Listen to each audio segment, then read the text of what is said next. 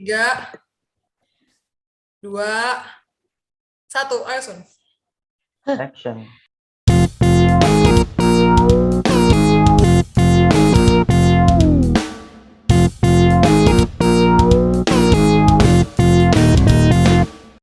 Duh, bingung ya aku ya, Pin ya. Kuliah online udah aku jabanin. Praktikum online juga udah aku jabanin. Tapi ya, Pin ya, kayak di diriku tuh kayak ada yang janggal gitu loh. Aku kayak bingung gitu, kok kayak rasanya aku tuh nggak produktif banget gitu. Jadi bingung aku gitu, Pin. Nggak produktif gimana maksudnya? Udah kuliah online banyak, praktikum juga banyak. Kayak Gimana nggak rasanya produktif? kayak, Mohon maaf soalnya nih.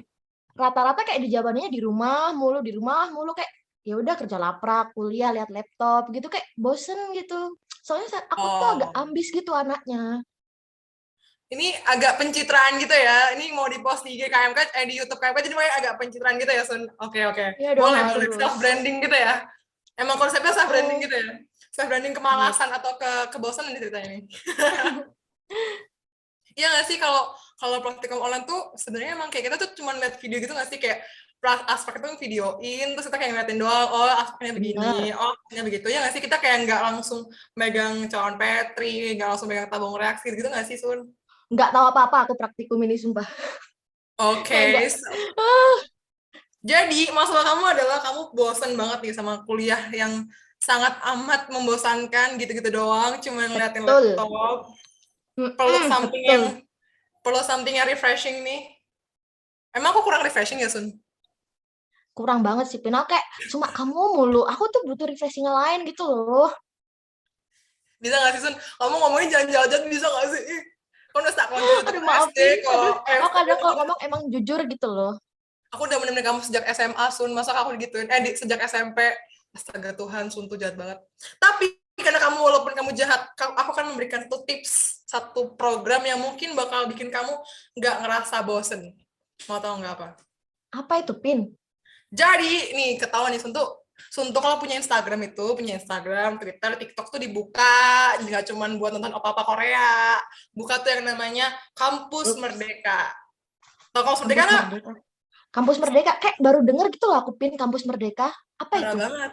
Parah banget, gila. Hey, udah berjalan sekian lama kamu baru tahu Kampus Merdeka. Parah banget. Jadi, Sumpah aku nggak Sun, tahu loh, Pin.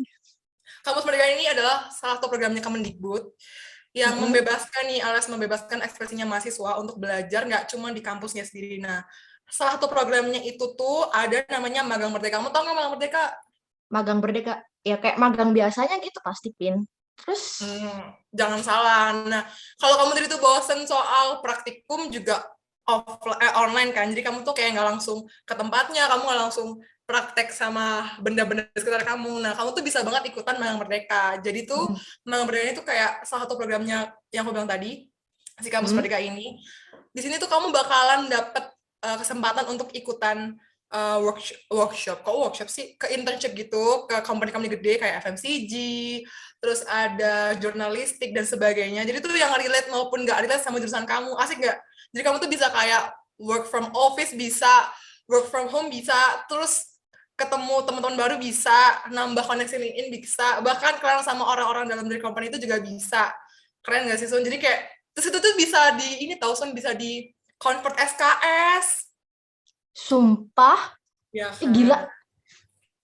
Terus kayaknya tadi tuh ya, aku lihat dari kamu ceritain tuh kayaknya programnya gitu-gitu aja kayak nggak ada benefit lain gitu, Pin. Jadi kayak benefit lainnya itu yang Oh, lebih spesifik itu apa gitu loh, yang lebih agak spesifik. meremehkan ya ini ya, udah belum ikut, agak meremehkan ya Anda ini, saya lihat-lihat. Oke, Kan aku harus tahu gitu loh, Pin. tenang aja. Kita punya 2 tamu spesial hari ini yang bakalan mematahkan opini kamu kalau magang merdeka gitu-gitu doang. Oke, Kamu akan oke. tercengang. Wow. Jadi, di kesempatan kali ini kita tuh kedatangan 2 orang yang super duper keren. Salah 2 dari anggota KMK, bahkan dari pengurus KMK juga. Kamu tau gak siapa, Sun? Coba tebak. Ih, siapa tuh, Pin? Aku tebak ya. Pin kan paling ya. Oh, mohon maaf nih, saya jadi host di sini nih, Bun ya. Kok saya jadi narasumber gitu. Kali aja. Ntar. Aku nggak tahu deh, Pin. Aku kepo nih. Siapa nih, Pin? Oke, jadi ada 2 orang nih. Yang satu itu mantan ketua bidang 4 nih tahun lalu. Yang satu lagi sekarang jadi Jadi apa ya? Fine. Kalau jadi wakovak nih, terus sekarang jadi wakil ketua bidang. Kamu tahu nggak siapa? Oh, ini nih Udah udah ada tahu nih clue-nya bau-baunya masa nih belum siapa tahu? ini aku udah tahu sih nih. Oke, kalau udah tahu mungkin aku langsung bocorin aja kali ya. Kita panggil aja nih bareng-bareng. Ada Kak Clara dan Kak Usman. Halo Kak Clara dan Kak Usman. Halo Kak Clara, Kak Usman. Halo Halo, semuanya. halo semuanya. Tadi ya Kak ya, aku tuh ya diceritain sama Pinkan tuh sekilas tentang program Magang Merdeka. Tapi itu kayak aku tuh masih kepo gitu loh Kak, tentang Magang Merdeka itu. Nah Kak, kalau boleh tahu ya dari Kak Clara atau Kak Usman sendiri, itu tuh kenapa sih kok tertarik ikut program Magang Merdeka ini? Dari Kak Clara atau Kak Usman dulu deh. Terserah deh. Dari ladies first kali ya, Kak Clara boleh nih. Kayak Kak Clara. Aku ingin Mantep nih. dengar cerita kakak. Oke, alasan aku ikut Kampus Merdeka ya. Jadi sebenarnya Kampus Merdeka itu kan baru tahun ini ya. Ini masih baru banget nih, masih belum ada gambaran kita gitu. Nah, terus aku ngeliat Kampus Merdeka ini seperti kesempatan yang bagus banget gitu loh. Karena aku pengennya juga di semester akhir ini aku magang dan kebetulan ada magang Merdeka gitu sih. Kalau dari aku. Simple ya alasannya. Pinkan ya. Loh, Oh, enggak. gantian Simple sekarang. tapi, Oh, gantian. simple tapi mengakar gitu loh alasannya. Siapa? Parah sumpah. Tadi dari Kak Clara. Kalau dari Kak Usman gimana dari Kak Usman? Oke, kalau dari aku kenapa tertarik? Sebenarnya awalnya tuh kayak diajak sama teman-teman sih. Ayo nih ada program ini. Sebelumnya tuh aku nggak tahu ada program Kampus Merdeka kan. Terus teman-teman ngajak. Ya udah aku coba-coba daftar deh iseng-iseng kayak gitu. Oh kita juga nyari pengalaman kan, pengen tahu sih dunia kerja tuh sebenarnya kayak gimana kayak gitu. Makanya kita ikut program magangnya. Kalau dari aku kayak gitu. Oh, I see. Berarti kalau yang Kak Usman ini agak iseng-iseng berhadiah, kalau Kak Clara ini lebih ke aku pengen magang nih tahun-tahun terakhir gitu ya Kak. Nah, aku tuh pengen tahu, kan aku udah tahu nih kalau Kak Clara kan magangnya di Danone. Kalau Kak Usman itu di Tanihub. Nah, aku tuh pengen tahu kenapa sih ngambil di company itu dan posisinya itu apa? Apa sih pertimbangannya masuk ke company itu dan ngambil posisi itu? Coba dari Kak Usman deh gantian sekarang. Oke, kenapa di Tanihub? Aku emang dari awal milih Tanihub tuh di beberapa posisi cukup banyak, tapi aku keterima di bagian trade procurement yang groceries. Nah, kenapa pilih Tanihub? Ya, aku suka dengan agriculture sebenarnya, suka dengan agribisnis, jadi aku pilihnya Tanihub. Sebenarnya aku juga milih banyak selain Tanihub, aku juga pilih Danone, pilih Unilever gitu, tapi yang terima di Tanihub. Gitu. Oh, coba-coba semua ya Kak. Jadi kayak semua Iya. company dicobain yang kemungkinan masuk dicobain sama Kak Usman. Iya, bener. Oke. Nah, kalau dari Kak Clara sendiri, kenapa sih milih Danone? Terus posisi Kak di Danone tuh waktu itu apply jadi apa dan kenapa di posisi itu gitu? Padahal kan banyak di posisi yang lain. Oke. Alasan aku milih Danone itu karena aku tertariknya di FMCG ini. Jadi dari awal emang aku ngincarnya di FMCG. Kita ada beberapa pilihan FMCG ya di kampus Merdeka itu. Nah, alasan aku milih Danone, terutama di quality and food safety itu karena aku emang punya ketertarikan di bidang quality nih. Berhubung aku dari prodi ITP dan aku tertariknya di quality dan juga di Danone itu dia punya departemen khusus untuk quality namanya quality and food safety gitu sih. Itu alasan aku milih QSF di Danone. Oh, jadi ini kayak lebih menerapkan ini ya Kak, menerapkan mata kuliah nih di dunia kerja gitu ya Kak? Iya, benar. Oh, I see. Menarik ya. Yang Kak Usman tadi coba-coba berhadiah, dapetnya Tanihub. Kalau Kak Clara, aku pengen menerapkan mata kuliah pengendalian mutu. Gila sih, keren. Iya Kak ya, aku denger tadi tuh udah perusahaannya besar, terus pilih posisi dan dapat posisinya pun nggak main-main ya Kak ya. Terus sekarang tuh aku kepo nih, cara daftarnya tuh gimana ya sih Kak di perusahaan tersebut? Atau seleksinya tuh bagaimana gitu? Terus persiapannya Kakak tuh biar dapat posisi tersebut tuh bagaimana sih Kak? Dari siapa nih? Dari siapa aja deh? Clara dulu deh, Clara, yuk. Oke. Agak suka menunjuk ya. Kalau cara daftarnya itu, kalau di Kampus Merdeka kurang lebih flow pertamanya sama, yaitu dari website Kampus Merdeka. Jadi kalian harus familiar dulu dengan websitenya, harus punya account, nanti kita login, terus kita daftar seperti biasa gitu. Pas daftar di websitenya sih ada masukin ya IPK, jurusan, sertifikat gitu-gitu. Nah, setelah masuk di website nanti seleksi kedepannya itu diserahkan ke perusahaan masing-masing nih. Jadi makanya seleksi di Danone itu bisa beda sama seleksi di Tanihub karena benar-benar diserahin ke perusahaannya masing-masing. Kalau di Danone sendiri itu prosesnya ada kurang lebih 3 sih. Yang pertama itu berkas sama kita ada tes online. Jadi online test assessment, tes psikologi, tes bahasa Inggris gitu-gitu. Kalau udah lolos, kita lanjut ke HR interview. Kalau udah lolos di HR interview, kita masuk ke user interview. Nah, user interview ini paling akhir. Istilahnya kita udah benar-benar interview sama top leaders dari company itu. Gitu. Oh, ada 3 tahap nih. Di notes biar abis ini bisa ikut. Gila sih. Yang pertama dari berkas, online assessment, terus interview. Oke, notes ambil catatan. Catat nih, tak catat nih, Pin. Gila, persiapannya matang banget. Kayak harus dicatat banget kan. Harus ku ingat dan ku catat ini. Lanjut, kalau Kak Osman gimana?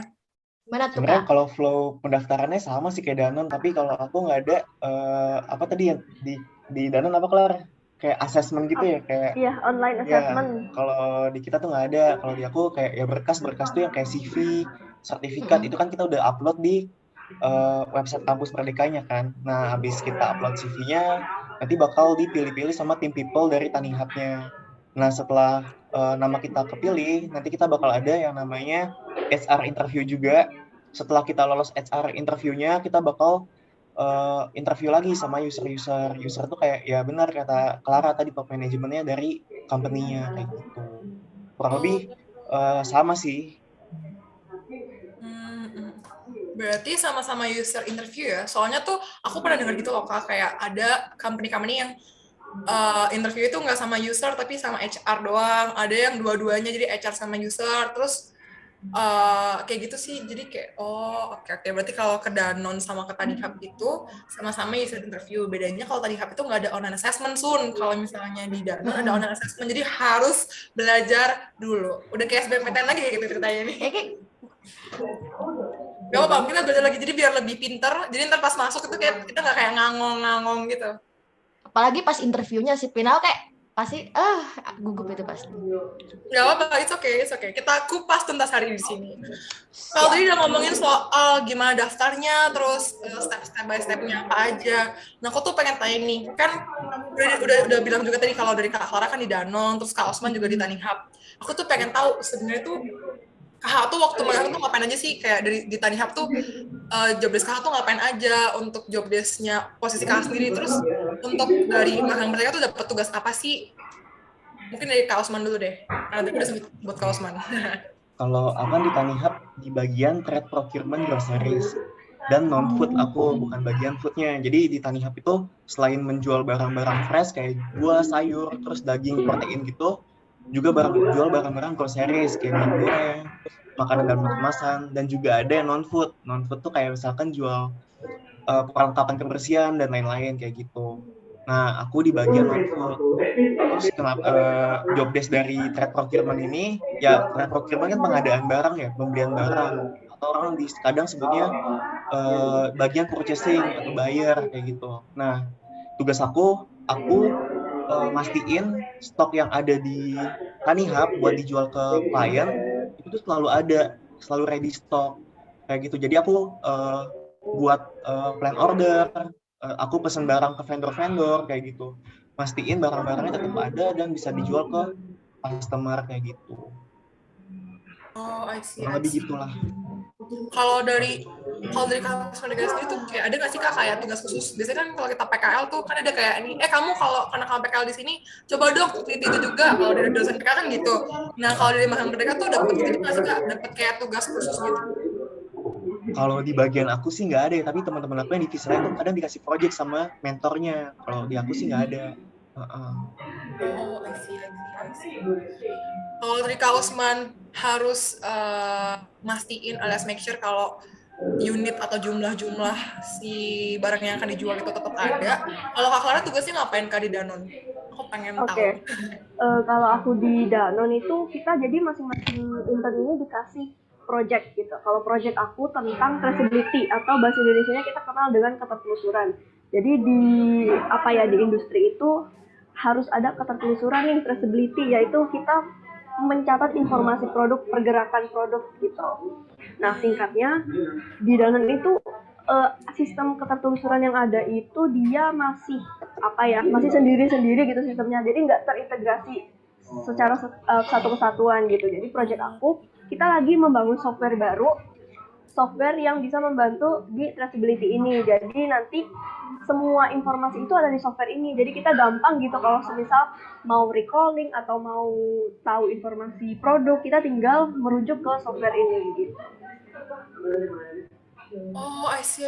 Berarti itu lebih kayak, bener deh. Kak Clara kan bagian online mutu, kok tiba-tiba bisa langsung nyusun software sih, Kak? Kayak, itu out of my mind gitu, kayak, kok bisa? Kok bisa Jadi ke situ? ya, Gila ini sih. memang bener-bener hal yang baru banget sih buat aku.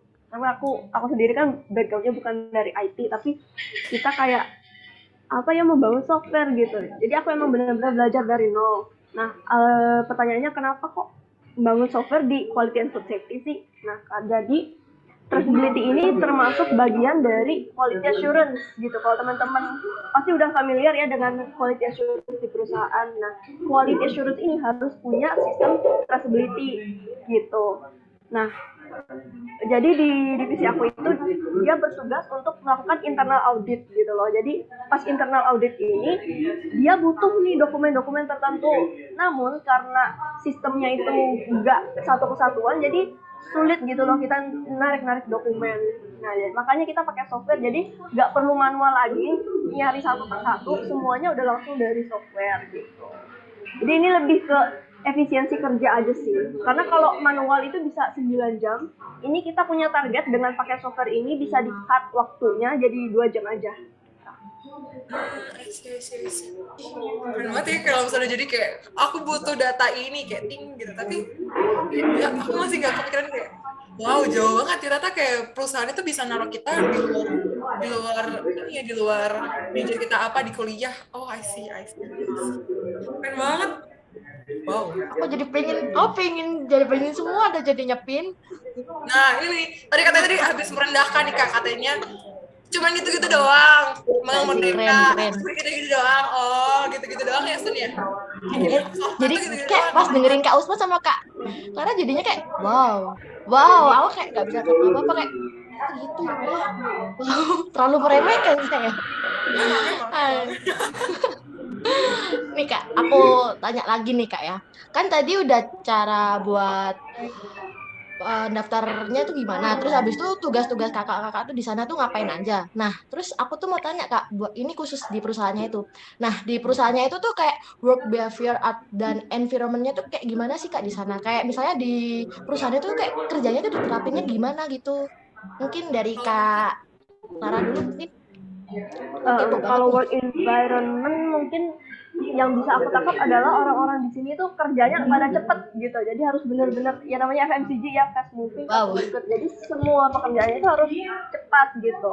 Terus kita juga harus bisa punya manajemen waktu yang baik gitu karena tugas itu akan datang terus. Tugas itu nggak bakal nunggu kamu tunggu selesai baru ada tugas yang baru, enggak gitu. Jadi kamu harus memang benar-benar kerjanya dengan cepat, rapi gitu sih.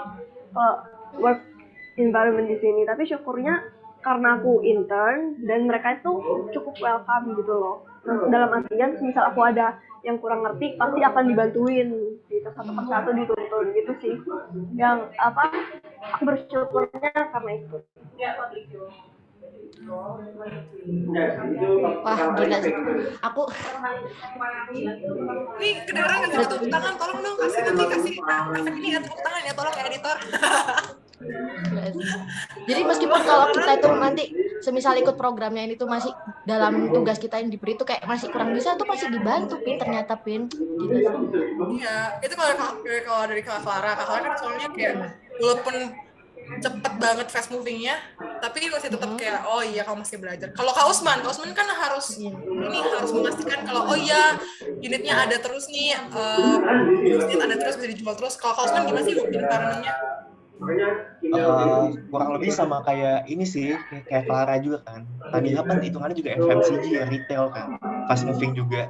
Nah, kerjanya harus cepet juga benar. Terus yang paling aku notice tuh sebenarnya jam kerja kita tuh sebenarnya fleksibel. Emang ditulis di peraturannya kayak jam 9 sampai jam 6. Sebenarnya setelah jam 6 itu kita masih ada kerjaan juga kadang. Kayak gitu sih. Sabtu Minggu pun kalau misalkan ada kerjaan pun kita harus kerjain kadang. Kayak gitu. Meskipun nggak diwajibkan. Nah, kalau di tempat aku juga sama kayak Clara juga sih, kurang lebih sama ya. Kayak orang-orang di lingkungan sekitar itu sangat friendly juga sih mau mengajarkan, misalkan kita nggak tahu apa, kita tinggal tanya aja. Kayak gitu. Dan kalau di tempat aku enaknya ini sih, antara atasan dan staff-staff di bawah itu kita tuh semua satu meja, nggak ada ruangan sekat-sekat gitu. Nah, jadi kita bisa komunikasi langsung kalau misalkan kita ada yang ditanya. Berarti kayak space-nya itu satu table gitu ya Kak? Satu table panjang. Iya, betul. Jadi lebih gampang interaksinya sih, Pin, kalau aku lihat itu berarti lebih enaknya gitu sih. Enak ya Bun, kayak ini tuh kayak kuliah tapi dibayar gitu loh, kayak ngerjain tugas iya tapi dibayar. Ibu dosen, bapak dosen, mohon maaf nih. Ntar saya kenal mereka nggak ada ikut kelas bapak lagi. Enggak bercanda Bu, maaf. Oke, kalau tadi kan ngomongin workspace nih. Kalau dari Kak Usman tadi kan workspace-nya, di table. Nah, kalau dari Kak Claris itu, ada nggak sih Kak, kayak Kak tuh harus WFO gitu, harus WFO, terus kalau selama WFO tuh kayak Kak tuh dikasih ruang sendiri nggak sih? Atau mungkin kerjanya tuh kayak dikasih sekat-sekat gitu, kayak meja dengan space yang sekian, dan sebagainya gitu.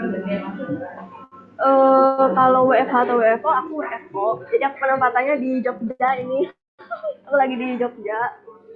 Terus kalau mejanya, iya aku punya meja kerja sendiri. Kalau mungkin ini karena settingan dari kantornya udah begitu, jadi memang kita per kotak gitu. Meja kerjanya per kotak gitu.